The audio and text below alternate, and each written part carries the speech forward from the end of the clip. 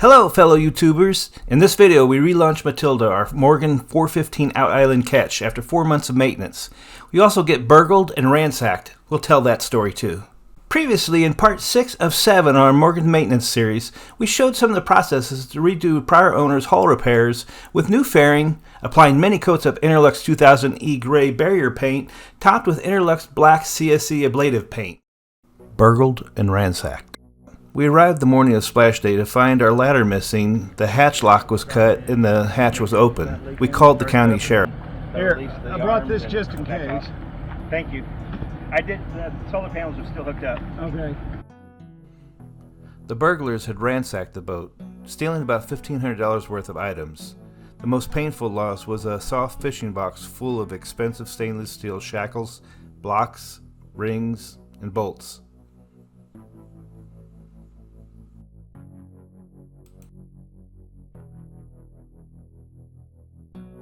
My good 100-watt Bluetooth speaker, many bags, some tools, and my 10-gauge Canon ammo were among many stolen items.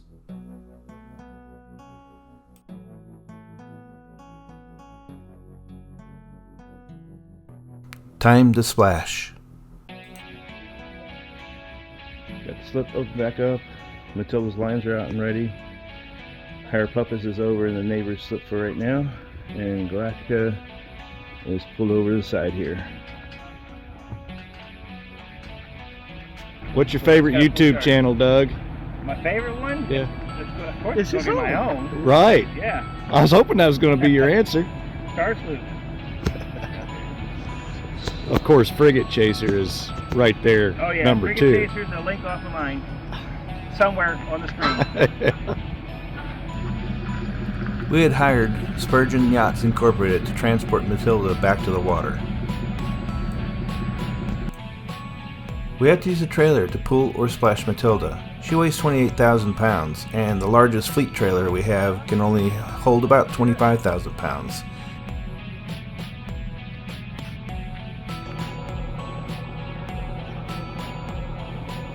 With Mark Twain Lake being an impounded river with a dam but no lock systems, our marinas do not have a boat lift like they do on the coast or navigable waters such as the Mississippi or the Great Lakes. We used 3 boat stands per side plus V-stands on the bow. I also had extra stands to help move these primary stands around so that we can maintain the hull underneath the stands too.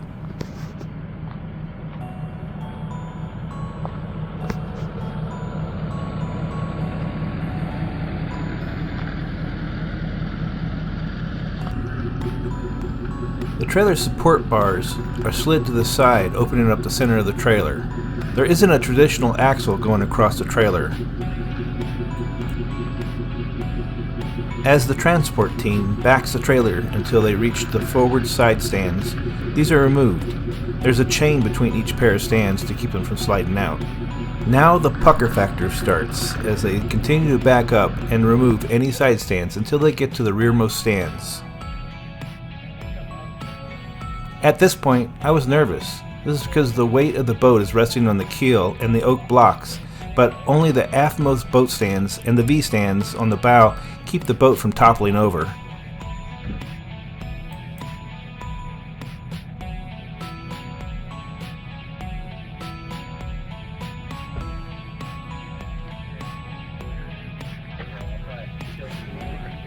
They then use the hydraulic arms on the trailer to position and then raise the boat. Next, they slide the bars back across the trailer and secure for transport. They then add huge tie-down straps fore and aft to secure the boat.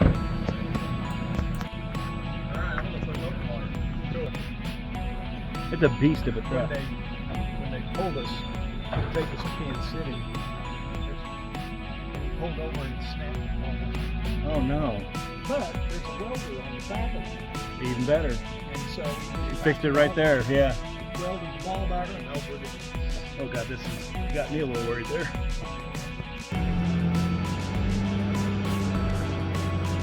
The full feeling I want on the ground though. Yeah, everything, cabinets were wide open, they ransacked everything, but it probably was kids, just judging by what they took. And at least they didn't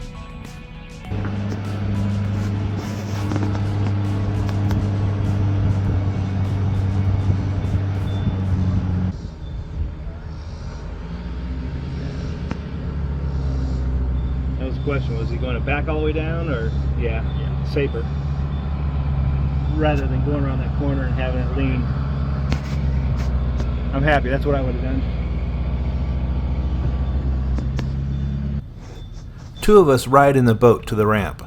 It's about a half mile from the maintenance lot to the Ray Barron's ramp.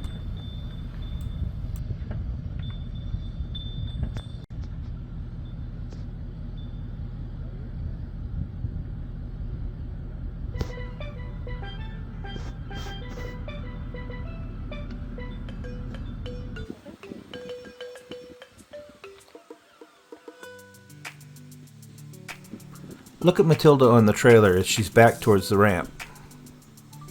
This is why she required 2 wide load cars when she was transported from Lake Michigan down to Mark Twain Lake in Missouri.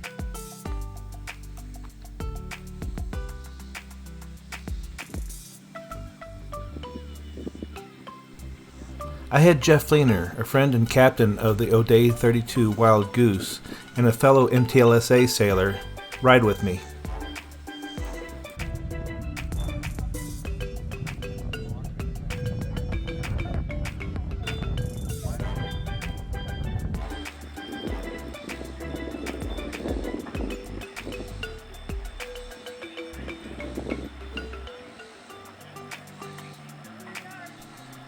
Jeff was along to handle the lines as needed once Matilda began to float, while I checked the through hulls and seacocks.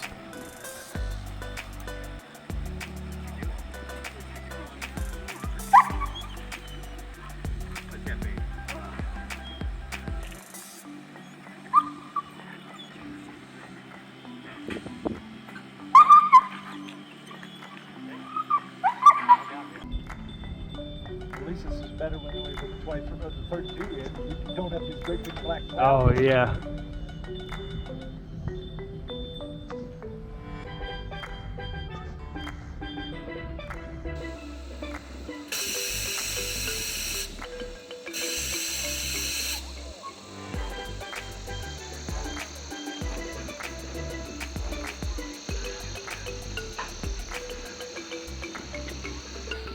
We had plenty of sailors around to grab lines or to help as needed. Jeff's brother was even in the water in his fishing boat should something had gone wrong and we needed a tender.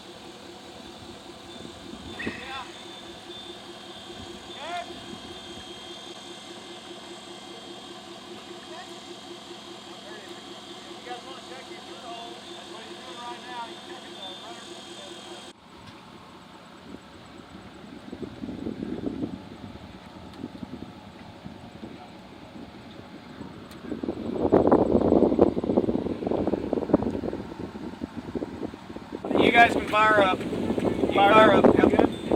Got just a little bit of leak right at that shaft seal. Yeah, a lot of times that'll burp or dry up. But it's at the front where the Teflon is. Yeah, right there where that The Teflon nut goes? Huh? Where your nut and Teflon's at? Yeah.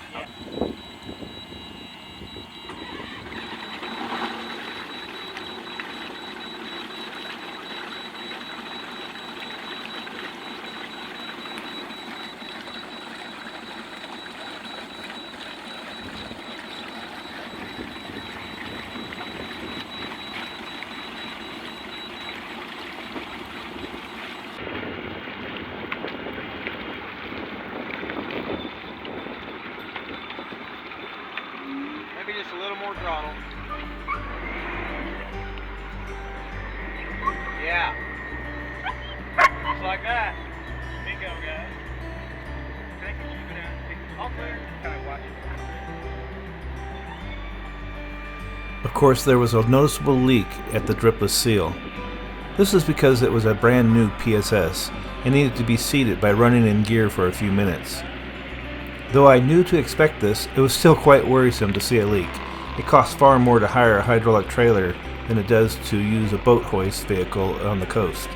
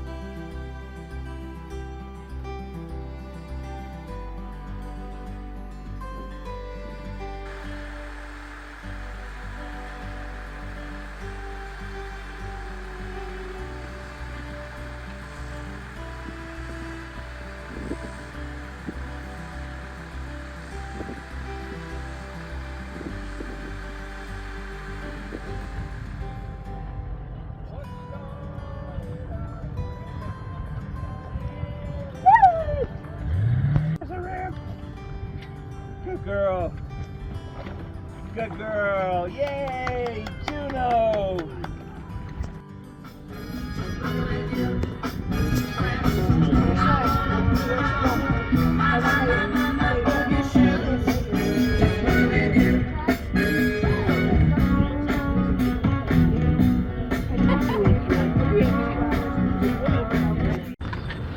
We were so happy to get Matilda back into the water again.